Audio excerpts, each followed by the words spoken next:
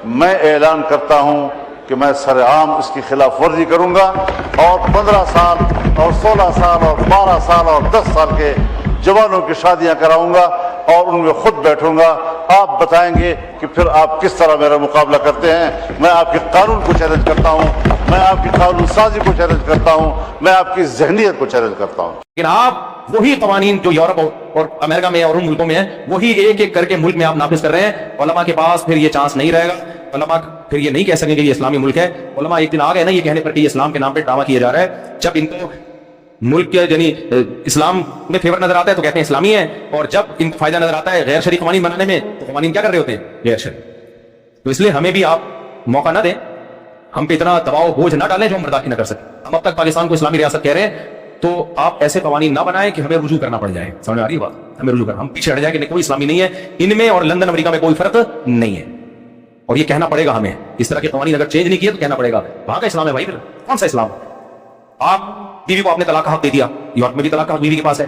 سمجھ میں آ رہی ہے بات؟ آپ نے قانون بنا دیا. یہ بھی آوازیں اٹھی تھی کہ بیوی پہ اگر کسی نے ہاتھ اٹھایا تو ایف آئی آر کٹے گی اور جیل چلا جائے گا اتنے مہینے کی سزا. بیوی پہ ہاتھ اٹھانا اچھا کام نہیں ہے لیکن اس پہ شریعت میں یہ سزا نہیں ہے. شریعت نے شوہر کو کہا ہے کہ ترغیب دی ہے کہ مت اٹھاؤ ہاتھ, لیکن سپیریئر کس کو بنایا ہے؟ ہسبینڈ. کچھ چیزیں ایسی ہوتی ہیں کہ اس میں شریعت نے اجازت دی ہے. قرآن میں وزری بھی بھولنا, قرآن میں اللہ نے پرمیشن دی ہے.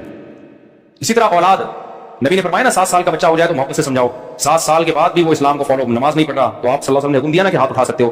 تو اس طرح کی بھی آوازیں اٹھی تھی کہ بچے پہ ہاتھ اٹھانے کو. یورپ میں تو یہی بچے کو ڈانٹ دیا تو فوراً اندر ڈانٹ بھی دیا نا تو بھی ہاتھ تو دور کی بات. تو یہ سارے وہی اسلام میں نسل بڑھانا ہے, یہ نسل بڑھانے کی باتیں کر رہے ہیں, نسل گھٹانے کی. ان سارے کام تو اسلام کے خلاف کر رہے ہو.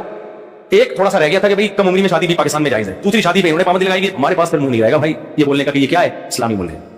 تو یہ سیاست کے بھی خلاف ہے جو اس موقع پہ انہوں نے قانون بنایا, اور آگے دوہل ہم اس قانون کو اٹھا کے دیوار پہ مارتے ہیں. کیوں؟ ہم اس ملک کو اسلامی ملک مانتے ہیں, ہم کہتے ہیں قرآن و سنت کے اگینسٹ کوئی قانون نہیں بنے گا. تو جو قانون قرآن و سنت کے اگینسٹ ہے وہ پاکستان میں وہ قانون ہے ہی نہیں.